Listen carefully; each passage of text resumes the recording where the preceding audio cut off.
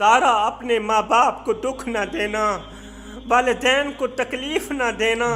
जवानों, माँ बाप एक ऐसी दौलत है जिसे पाने के बाद इंसान गरीब होने पर भी फख्र महसूस करता है। माँ ना हो तो दिल को दिलासा देने वाला कोई नहीं होता, और अगर बाप ना हो तो जिंदगी की दौड़ में अच्छा मशवरा देने वाला कोई नहीं होता। और सुनो जवानों, हजरत अली ने फरमाया, जो लोग वालिदैन की खिदमत से महरूम हैं। हेलो दोस्तों, कैसे हैं आप लोग। उम्मीद करता हूं कि आप सब लोग खैर वाफियत से होंगे। आज हम फिर आपके लिए न्यू वीडियो लेकर के आए हैं माँ बाप की शान के बारे में। शब्बीर खबर बुखारी ने बहुत ही अच्छा ये बयान किया है। अगर आप चैनल पर नए हैं तो वीडियो को लाइक करें और चैनल को सब्सक्राइब करें। चलिए वीडियो को शुरू करते हैं। जो लोग वालिदैन की खिदमत से महरूम हैं वो माल के होने के बावजूद भी गरीब हैं। रसूल खुदा सल्लल्लाहु अलैहि वसल्लम ने फरमाया जिस शख्स ने अपने माँ बाप को खुश रखा वो ऐसा समझे कि उसने खुदा को खुश रखा। जिस शख्स ने अपने वालिदैन को खुश किया उसने खुदा को खुश किया। जवानों, आओ मैं तुम्हें बूढ़ी माँ से सिर्फ मोहब्बत नहीं मवद्दत करने वाले नौजवान की सच्ची कहानी सुनाता हूँ। अरब की अदालत ने अपनी तारीख में एक ऐसा अजीब व गरीब मुकदमा देखा है जो कि इससे पहले कभी नहीं देखा था। एक शख्स था जिसका नाम हैजान था।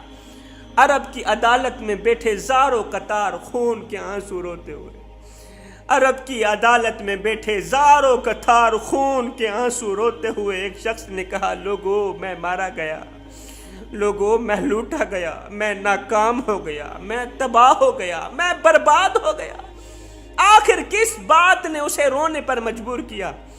किस बात ने उसे इस कदर चिल्लाने पर मजबूर किया?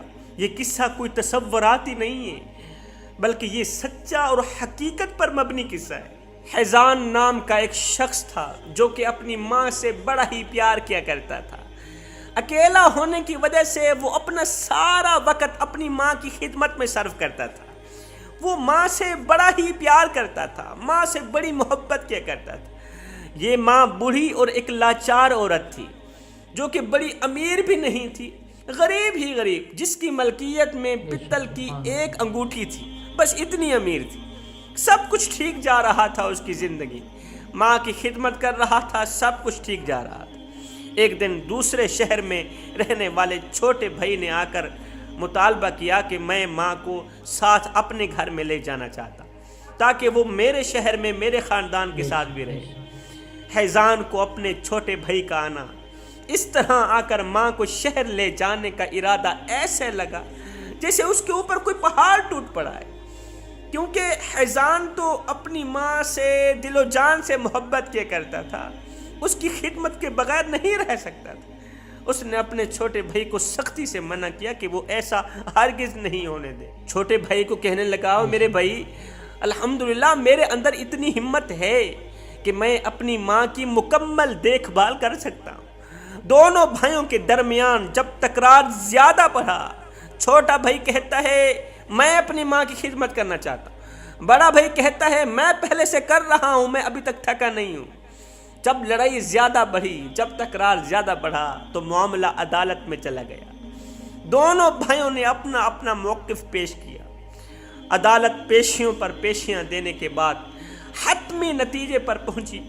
मुकदमे की तवालत से तंग आकर अदालत कहने लगी, ऐन वाली पेशी में अपनी माँ को भी साथ लेकर आना। जब मुकदमे की तवालत से तंग आई ना तो अदालत ने दोनों भाइयों को मुखातिब करके कहा कि ऐन वाली पेशी में अपनी माँ को भी साथ लेकर आना, तुम्हारा मुकदमा ख़त्म करते, हतमी फैसला करते। अगली पेशी पर ये दोनों भाई अपनी माँ को साथ लेकर अदालत पहुँची। माँ क्या थी? महज हड्डियों का एक ढांचा थी। अल्लाह अकबर, हड्डियों का एक ढांचा था। काजी साहब ने बुढ़िया से पूछा, बुढ़िया क्या तू जानती है कि तेरे दोनों बेटों के दरमियान खिदमत का तनाज़ा चल रहा है? दोनों चाहते हैं कि दोनों आपको अपने पास रखें। ऐसी सूरत हाल में आप किसके साथ रहना पसंद करें?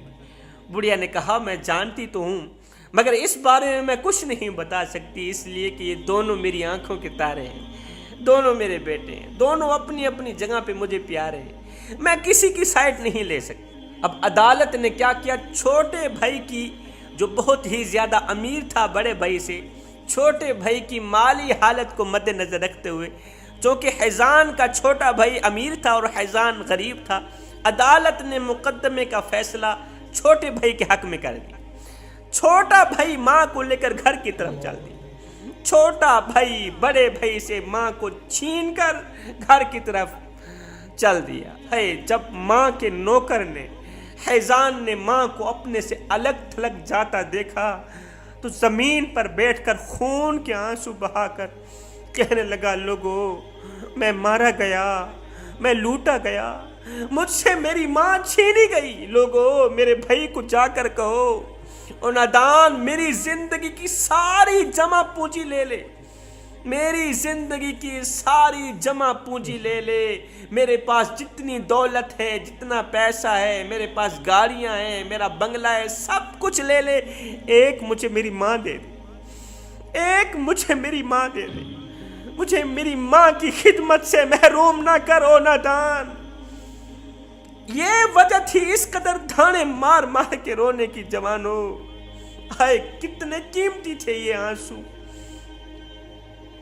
جب یہ آنسو آنکھوں سے نکلے ہوں گے تو کیا فرشتوں نے انہیں زمین پر گرنے سے پہلے اپنے ہاتھوں پر نہیں اٹھا لیا ہوگا؟ ماں کی دعا انسان کو عزت کے فرش سے اٹھا کر خدا کے عرش تک لے جاتی ہے۔ اور سنو جوانوں، عبادت اس مقام تک نہیں پہنچاتی، نماز، روزہ، حج، زکوٰۃ اس مقام تک نہیں پہنچا سکتے جہاں بوڑھے والدین کی خدمت پہنچا سکتی ہے۔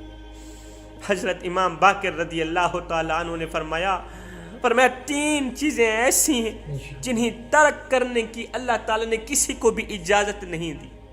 تین چیزیں ایسی ہیں جنہیں ترک کرنے کی اللہ تعالیٰ نے کسی کو بھی اجازت نہیں دی۔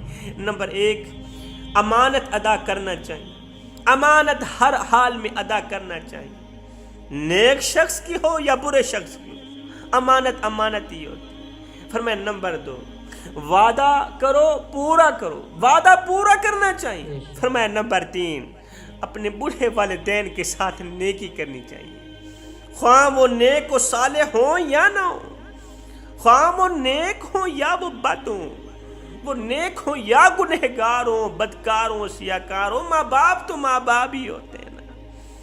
والدین کے ساتھ نیکی کرنی چاہیے۔ جب بھی ماں کا لفظ منہ سے نکلتا ہے جوانوں تو ایسے لگتا ہے جیسے ساری دنیا کی محبت ہمارے آس پاس بکھر گئی، ایسے نہیں لگتا؟